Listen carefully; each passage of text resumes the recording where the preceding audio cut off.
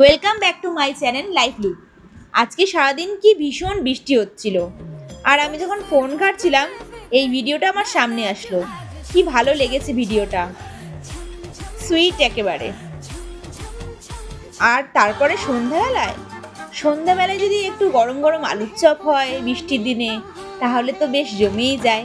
সেই জন্য চটপট করে বানিয়ে ফেললাম আলুর চপ।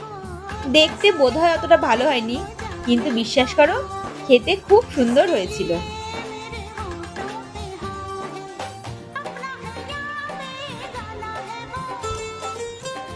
রাত্রে কি আর বানাবো, তাই একটু এগ রাইস আর আলুর দম বানিয়েছিলাম।